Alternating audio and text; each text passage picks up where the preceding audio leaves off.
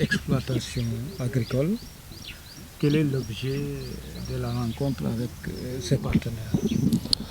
Merci beaucoup. Effectivement, nous sommes dans le village de Ndioum, dans la commune de Ngogom, dans le périmètre qu'on appelle le champ école, d'un projet de partenariat qu'on a mis en place avec la société Terracalco du groupe Carmeuse, qui travaille dans le renforcement des sols, mais surtout dans l'accompagnement des agriculteurs. Nous avons mis en place ce projet pour permettre aux populations de comprendre que effectivement l'agriculture, comme on le sait tous, est la base du développement. Mais on a des difficultés qu'on constate depuis plusieurs années sur le rendement qu'on obtient au niveau des exploitations agricoles. Ce qui fait que l'agriculture est complètement délaissée dans la région, particulièrement dans le département de Bambey, parce que les agriculteurs ne trouvent plus leur compte. Plusieurs solutions ont été proposées, aussi bien par l'État qu'avec des partenaires, mais il s'agissait souvent d'amener, de renforcer le type d'engrais, le traitement des cultures, ou bien même augmenter les semences. Mais au finish, le résultat reste le même, on n'a pas de rendement escompté. Ce qui a fait que la terre est abandonnée au niveau de la zone. Les jeunes ne vont plus à l'agriculture, ils sont dans les grandes villes chercher des revenus et même tenter l'immigration parce que n'ayant plus de solution dans leur localité. La société Terracalco nous a proposé une solution pour renforcer le sol, augmenter le rendement et on a dit on va expérimenter avec eux ce projet. Ils ont financé et on a 3 parcelles qu'on a mis en place. Une parcelle où on a mis les sols, le traitement l'année dernière et la parcelle où nous sommes actuellement a été traitée cette année. Et là on est venu pour constater le résultat. Et tout le monde a vu que le résultat est exceptionnel. On estime encore le rendement à plus de 2 tonnes à l'hectare, où la moyenne dans la zone n'arrivait pas à atteindre 1 tonne. Ce qui fait que quand même le produit est assez exceptionnel par rapport au traitement du sol. L'objectif ici, c'est de permettre aux populations d'avoir des revenus, d'avoir une activité pérenne pour leur permettre de rester dans leur localité.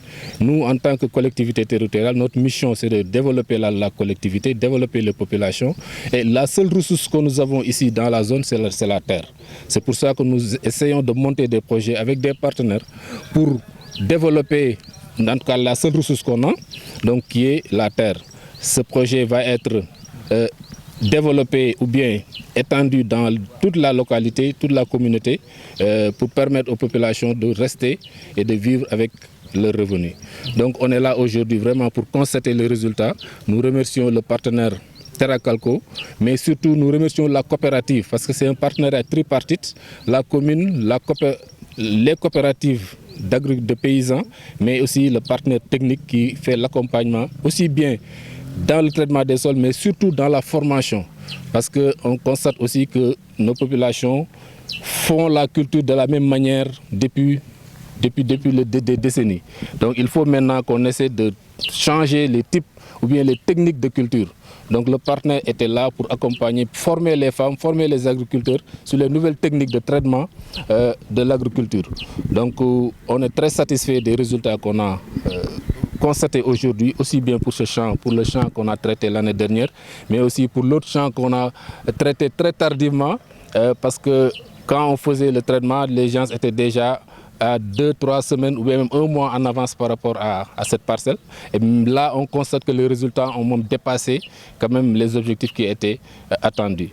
Donc, on remercie vraiment toute la population et leur dire que c'est possible.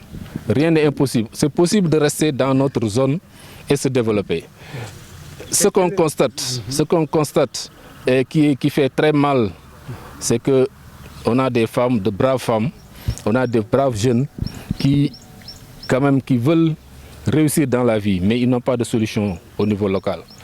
On voit des femmes qui quittent à 6-5 heures du matin ici pour aller à Diass, faire des journaliers pour avoir maximum 3 000 francs, alors qu'on a la terre à portée de main. On a les solutions à portée de main. Nous, notre mission, c'est de leur dire, de leur montrer que c'est possible de rester dans leur localité. Et pour cela, on demande l'accompagnement de tout le monde.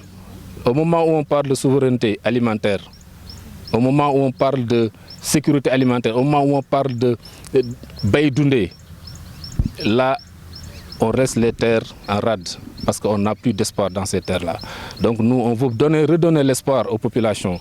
Mais pour ce faire, il faut l'accompagnement de l'État. On a des projets avec des partenaires, on a des projets extrêmement importants d'envergure au niveau de la localité. Ici où nous sommes, on a un projet de 5 hectares qui sera bientôt mis en place avec le projet PAPSEN.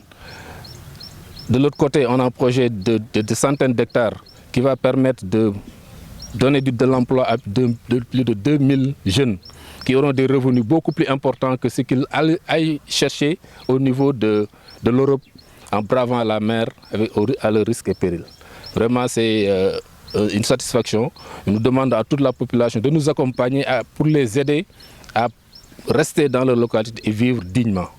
Vraiment, c'est le message qu'on voulait lancer. L'État a son rôle à jouer, mais nous, en tant que démembrement de l'État, on a notre rôle à jouer.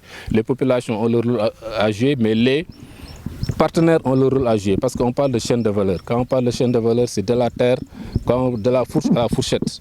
Mais entre les deux, comme l'a dit tout à l'heure le directeur, il y a beaucoup d'étapes, il y a beaucoup de partenaires, il y a beaucoup d'actions à faire. Les banques doivent être là, les sociétés d'assurance doivent être là, les sociétés coopératives, les écoles de formation, la recherche, tout ça, c'est des inputs qui doivent contribuer à atteindre quand même les objectifs de la maîtrise de la chaîne de valeur alimentaire. Merci beaucoup. Voilà.